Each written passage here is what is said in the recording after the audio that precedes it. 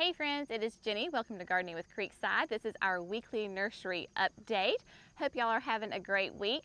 So, I know we have gotten a ton of new followers here in the last couple of weeks, and so I just wanted to reintroduce ourselves and tell you, for those of you that are new, who we are and what we're about. So we are Jerry and Jenny. We are the owners of Creekside Nursery in Dallas, North Carolina. We're about 30 miles west of Charlotte. We own and operate our nursery, and we are a Proven Winners Certified Garden Center. We are lifelong Southerners, and we are plant lovers, and we just want to share our enthusiasm and knowledge about plants with others. So we do garden tours, tips, all those kinds of fun stuff. Again, we are in North Carolina, so we are a Zone 7B. So even though maybe you're in the South or you're not in the South, hopefully the things that we talk about will translate into your garden, and if nothing else, it gives you some inspiration. We do these weekly nursery tours. We started it with Facebook years ago to kind of give our customers an idea of what is going on at the nursery currently. So we do these once a week, and we just really informal. We walk around the nursery. We talk about what's going on, little planting tips, that kind of thing. These videos are unedited, so they are, like I said, very informal. I will try to show you plant tags when we come to them, give you those basic information on it, but it's not going to be really detailed. We're not going to pop up all the information up on the screen.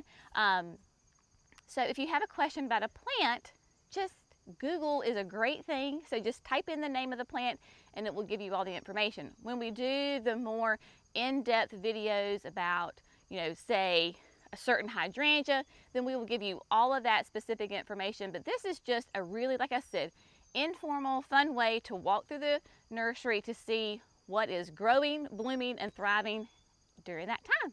So that is the whole point behind these weekly nursery updates. One thing I do want to talk about, because we are in the last week of July, and a lot across the country, hydrangeas are in all of their glory. And in the last week or so, I have gotten tons of questions about your hydrangeas. Specifically is that you are having problems with your hydrangeas getting really like floppy and heavy after a big rainstorm. So I wanted to address that because if I'm getting questions about that through messages and things, then I know that a bunch of you are dealing with that. So I wanted to talk about it and just help you out.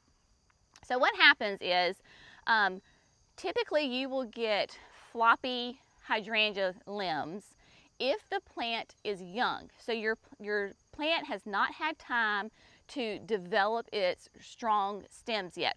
So we actually got some rain last night, so it worked out perfectly that I can talk to you about this. Right here, I have a strawberry Sunday hydrangea. It is a panicle, so panicle, remember, means like cone-shaped. And you can see that especially like the limbs down on the bottom, like there's some that are actually touching the ground. So if you look at these little stems, they are very thin. They're not nice and thick and sturdy yet. Again, you will find this on newly planted hydrangeas. And when I say new, like that could be a year, 2 years in the ground. How can you stop this from happening? Well, immediately what I want you to do is go in there and actually cut your hydrangea. So like this limb right here is floppy and this is floppy. So what I would do is I would come in here probably right here. See where these 3 leaves are together? And I'm going to cut it right here. So what's going to happen is all these leaves are going to turn into stems. Don't throw this hydrangea bloom away. Take it and put it in a vase in your house. Make a bouquet out of these cut flowers. So you don't have to do the whole shrub. You can if you want to. But what's going to happen is it just makes it sturdy. In the future, how do you make your hydrangea more sturdy? Panicle hydrangeas, those hydrangeas that bloom on new growth, you need to trim every late winter. So for us in North Carolina, late winter means like end of January, into February, mid-February. And you're going to trim your hydrangea back by 1/3 to a half. We've done several videos on this, so we will link those videos so that you can go back so you know exactly how to trim your hydrangea. But when they bloom on new growth, you've got to trim them. If you don't prune them, then they're going to be floppy from now on, and by pruning it, it helps increase more blooms in the future. So I think that covers floppy hydrangeas for right now. Another thing I want to talk to you about is, I was supposed to say this earlier and I forgot. We are blessed here in the South that we have a really long growing season. And long growing seasons also mean that we can basically plant year round here in the South. There are a couple of times in the year, I can think of 2 times in the year, that are definitely much more challenging to plant. So that would be in, again, late January, February, so about those 6 weeks. And then the 6 weeks that we're getting ready to enter into right now, late July into August. Yes, you can plant during especially this summertime, you can plant. But because it is so hot, it is so humid, and we're not getting any rain, not on a consistent basis, not like in the wintertime. We did get rain last night, but that was the first time we've gotten rain in like almost 10 days. Before that, it was like 6 weeks where we had no rain. So when you plant your shrub, it's going to require more work on you because you've got to go out there and manage it and make sure that it is growing and thriving. So what does that mean? It means when you plant, let's say we're going to plant this hydrangea. You plant your hydrangea, you dig your hole. We recommend you fill that hole full of water and good biotone. Biotone is that great fertilizer that helps with root growth. Put your hydrangea in there, bring out all your native soil, mulch it, pine needle it, let it go. Then the next day, you've got to go back out there and check it. You've got to make sure, is it moist enough? Does it have enough water? Then that night, you need to go back and check it. So twice a day, you need to be checking your new shrubs. You're gonna have to do this for a couple of weeks because if you put this hydrangea in the ground and you water it once and walk away and you get no rain for a week, 2 weeks, and you've got temperatures up in the 90s with high humidity, guess what? Your hydrangea is going to suffer massively. It could kill it easily, or if it doesn't kill it, it will set it back by a bunch. So just know that if you have that time and that energy to put into managing your new plantings, great, go for it. But if you don't, you may want to consider waiting till September, October, November to plant them. Okay? So that's just me telling you as a friend that giving you all the information, but you're big boys and girls and y'all can make up your own mind. So let's go through, and we've got all sorts of great things to show you. So of course this is limelight. So limelight, look at this. See, look at, okay, so Jerry's on there. I'm gonna show you, look at all that water.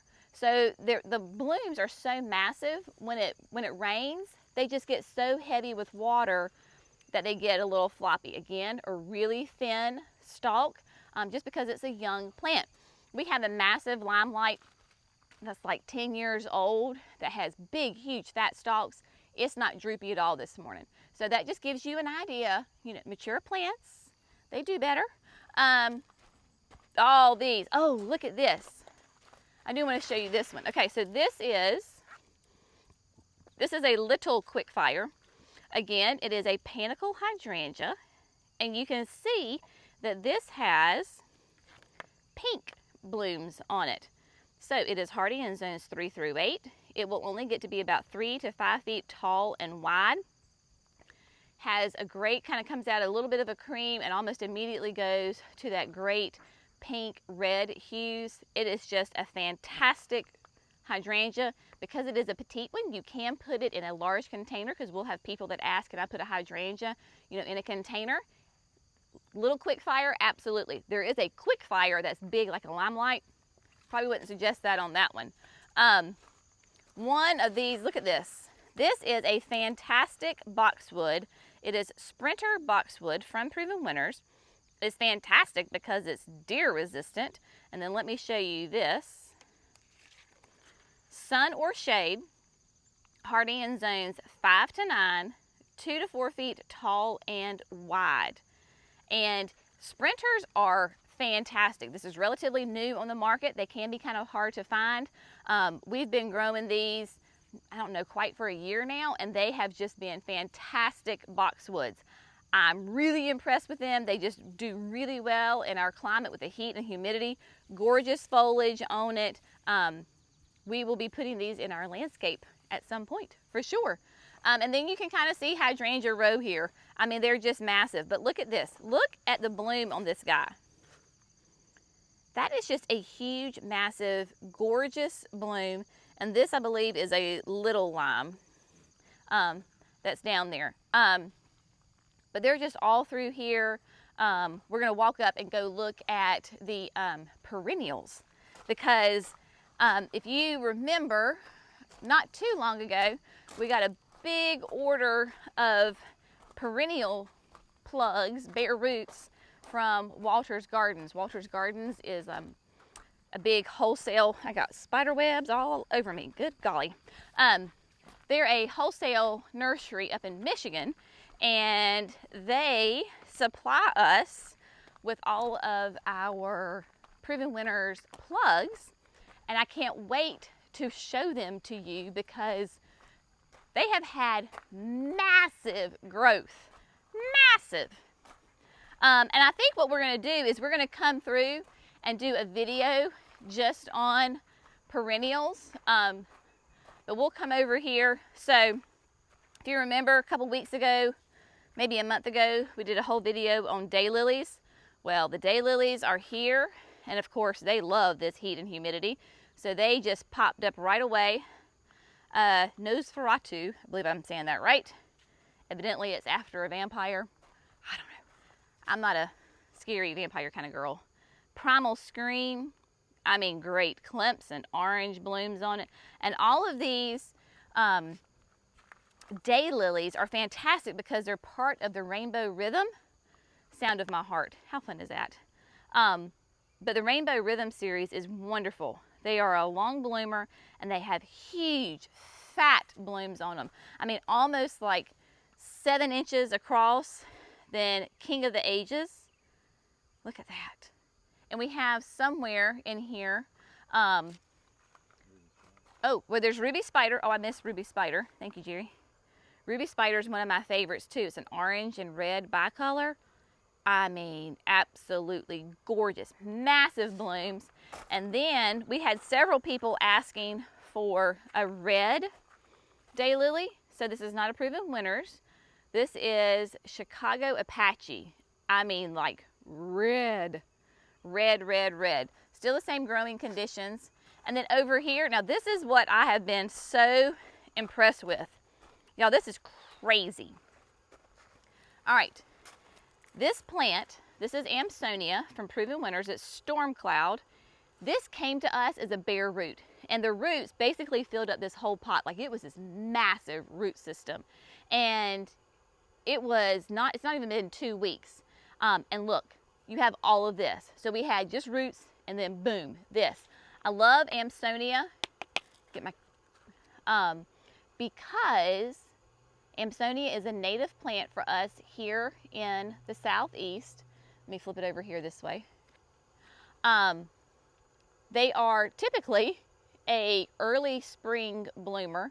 Obviously they're a little messed up because of when they got planted.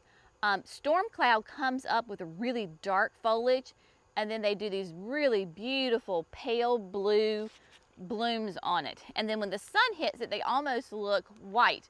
We did a garden tour back in the spring, and I was sitting beside of one of these.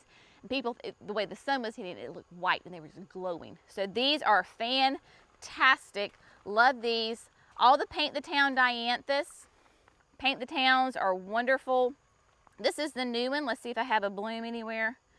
Oh man, I don't have a bloom, but I'll show you the tag. So this will be new for next year. Paint the Town Fancy is a bicolor. These are very short perennials, great for the front edge of your border, near your sidewalk, just where they're really low where you can see them. They smell delicious, this great light fragrance. So there's the Fancy, then there's fuchsia, and there's magenta. So there's a couple of different colors in there. Cleome is still loving life. There were 2 plants in here. Cleome is fantastic. This is the Senorita Rosalita from Proven Winners. And then the Sun-Credible Sunflower. This is 1 plant planted in late spring. Just a great, look at that sweet little bloom. Look at that, just so nice. Especially with the rain on it, the little dewdrops, so sweet. Okay, let's walk over here real quick. Aquapot's doing great. So in the aquapot, we have the lantana, caladium, vermillionaire. This is Sedona Sunset Coleus. I mean, this is the benefit of planting in an aquapot. Remember, those are the self-watering containers. Gorgeous, gorgeous. Coming over to the pines, look at Miss Molly. So again, remember, those of you that are talking about butterfly bushes and hydrangeas in that late January, February, this is the Miss Molly that I cut like way down, like 10 inches tall. This is actually her 2nd flush of blooms. I've already trimmed her once, but great hydrangea. Let's come over here, continuing. Eucharas. This is a really fun one. This is new for us. This is Fun and Games Red Rover. Eucharas are wonderful. This one is going to be part shade to shade. So basically 5 hours or less of sun. Has a great reddish hue to it. Super nice. That's what all of these are. Then there's some black pearls over here. The hostas. So here is Wiggles and Squiggles. Wiggles and Squiggles is one of our most popular ones. I have this in the shade bed along our driveway in the kitchen. Really petite, lime green, gorgeous, and then Drinking Gourd. Drinking Gourd sells like hotcakes here at the nursery because I have one of these in a container that is mature. So it's been in that container for like 4 years and it's massive and gorgeous, and people, rightly so, just love it. So here is the Pulmonaria. New from Proven Winners. This is Spot On. So again, this is going to be a shade plant. It has high deer resistance. So if you have problems with deer eating your shade plants, then this is a great one. It is going to get to be about 14 to 16 inches tall with the blooms, hardy in zones 3 through 9, so very versatile, and just has that unique salmon pink buds that start and then they transition to like a blue. So Laura, beloved Laura with Garden Answers, was highlighting these, so we've got them. They're here. Brunaria, however you want to say it. This is the Queen of Hearts, another really high deer resistant shade perennial. I have this in the shade bed and it is just gorgeous and loving life. Very similar characteristics as far as growing as hostas. So all of this mixes beautifully together. And then this is Wee Hosta from Proven Winners. Great wavy edge. I believe this is going to be their Hosta of the year next year. So we have those. I mean, there's just so many things going on.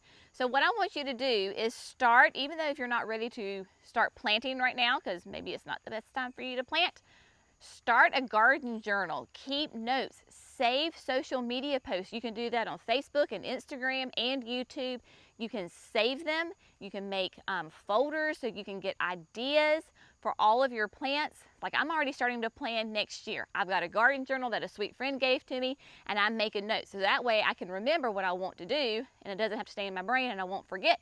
And so go ahead and start planning for next year. This is one of those great times where you just get to dream of future gardens, because that's half the fun in gardening, is dreaming about what you want to do next, what you want to try, what didn't work so well, what we're going to fix, those kinds of things, because nothing is ever perfect. Nothing is ever great perfectly all the time. So yeah, we have to switch things around and rearrange and try new plants, and that's the fun of it. So I hope you've enjoyed this little tour of the nursery here at Creekside. Make sure you like this video, subscribe to Gardening with Creekside if you're not part of our family already. Hope y'all have a fantastic day, and we will see y'all next time. Bye, friends.